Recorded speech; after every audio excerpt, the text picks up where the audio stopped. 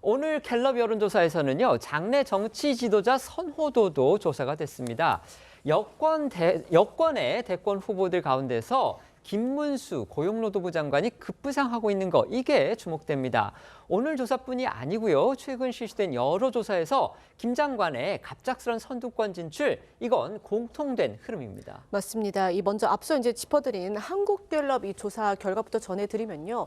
장내 정치 지도자 선호도에서 이재명 민주당 대표가 31%, 김문수 고용노동부 장관이 7%, 홍준표 대구시장과 한동훈 전 국민의힘 대표가 각각 6%, 오세훈 서울시장이 4%, 이준석 개혁신당 의원이 2%, 그리고 조국 혁신당 대표와 김동연 경기도지사가 각각 1%를 기록했습니다.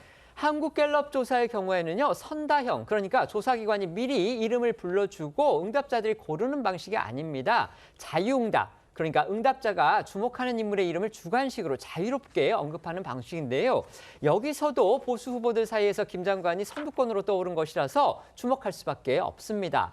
김 장관의 약진 흐름이 포착된 다른 조사 결과도 소개해 주시죠. 네, 지난 13일부터 15일까지 진행된 이 4개 여론조사 기관 합동 전국 지표조사 결과 차기 대통령 적합도에서 이재명 대표가 28%, 김문수 장관이 13%, 홍준표 시장 8%, 오세훈 시장 6%, 한동훈 전 대표 5%, 그리고 우원식 국회의장과 김동연 지사가 각각 3%를 기록을 했습니다. 김문수 장관은 윤 대통령이 임명한 이 국무위원 중 대표적인 보수 인사로 꼽히죠. 지난해 계엄 사태와 관련해 열린 국회 긴급 현안 질의에서 야당이 국무위원들에게 사과를 요구하자 다른 국무위원들은 모두 자리에서 일어나 고개를 숙인 반면 김문수 장관만 유일하게 자리를 지켜서 이 여권 지지자로부터 꽃꽃 문수다 이런 별명을 얻으면서 화제가 되기도 했었습니다. 정치권 일각에선 김문수 장관에 대한 지지는 이 보수층 유권자들이 결집하는 과정에서 나온 이 부수적 결과라 이런 분석이 나왔는데요. 조기 대선을 승리로 이끌기 위해 이 중도층 확장이 필수적인 국민의 입장에서는 이 김문수 장관의 약진이 반가울 수도 있지만 또 고민스러운 부분이기도 하다라는 분석도 나오고 있습니다. 김 장관 약진과 관련해서 국민의힘에서는요. 아직 여권에서 이 차기 대권 후보로 누가 나설지 구체화된 것이 아니다라고 말을 아끼면서도 누가 나오든 사법 리스크가 큰 이재명 대표와 상대하면 이길 것이다라고 주장을 하고 있고요. 이 민주당에서는 김 장관의 약진은 일종의 보수 과표집 상황을 증명하는 것이다라는 주장도 나왔습니다. 여야의 목소리 들어보시겠습니다.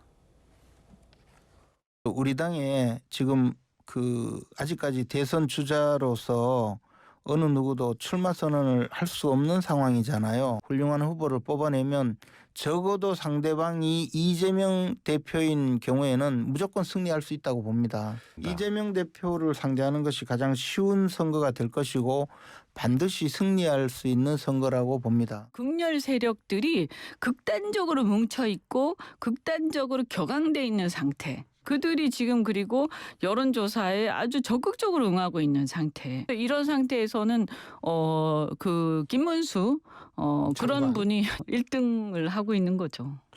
저는 정상적인 상황으로 보기엔 조금 어렵다고 보지만 예. 이 상황이 오래되는 것이 좋은 것은 아닙니다. 보수 여권의 대권 후보들 가운데서요, 김문수 고용노동부 장관이 약진했다는 조사 결과가 연일 나오고 있어서 주목이 됩니다. 이런 부분에 대해서 김 장관 본인은요, 지난 6일이었습니다. 노동부 장관 기자 간담회 자리에서 이렇게 얘기를 했습니다.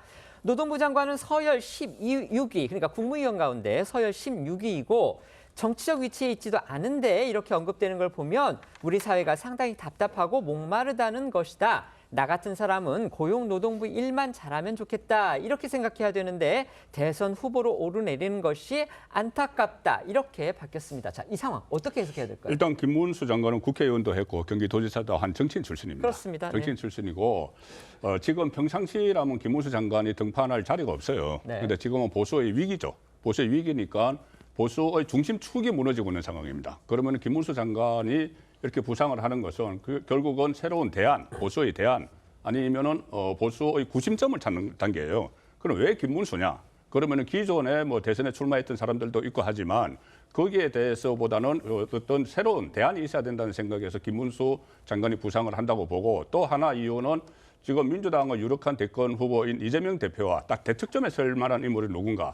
이거를 보면은 최근의 그 김문수 장관의 어떤 말이나 이런 것을 보면은 딱 대척점에 설 수 있는 인물이라고 파악을 하는 거예요.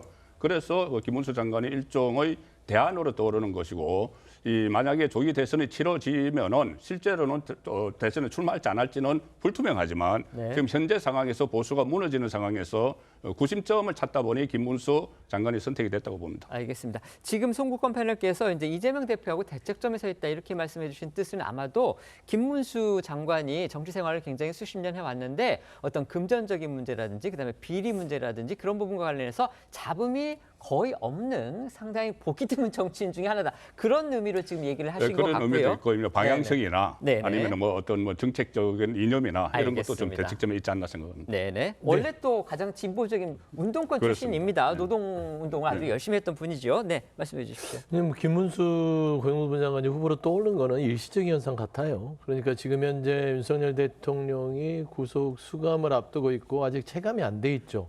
그래서 김문수 고용노동부 장관이 한때 뭐 진보적인 어떤 활동을 했으나 태극기 부대와 같이 활동했던 구구적인 성향으로 많이 변했었고요. 최근에는 노동부 장관 전에 엄청난 많은 실언들을 했죠. 근데 이제 지금 보면은 이재명 대표의 대척점보다는 현재의 일시적인 김문수 그 고용노동부 장관이 띄웠던 부정선거 음모, 그다음에 이 내란 사태 부분이 정당하다고 주장했던 구구 유튜브로 좀 이렇게 불리우는 분들이 김문수 고용노동부 장관을 대선 후보로 띄웠었어요. 저는 그런 부분들이 지금 반영되고 있는 것이고, 한 2달 정도의 조정이 거치고 나면 국민의힘이 정상적인 보수라면 기존에 있었던 뭐 오세훈 후보나 한동훈 뭐 전 대표 등등이 다시 자리에 대한 순위 매김을 바꾸지 않을까 그래 보이는데요. 네. 저는 뭐 결론적으로는 일시적인 현상이다. 좀 네, 그래 보입니다. 한번 지켜보겠고요. 그다음에 이제 극우라고 계속 말씀해 주셨는데 본인들은 극우라는 부분에 대해서 굉장히 거부감이 강한 것 같습니다. 네, 강경 보수다 이렇게 저희는 한번 표현을 해보겠습니다.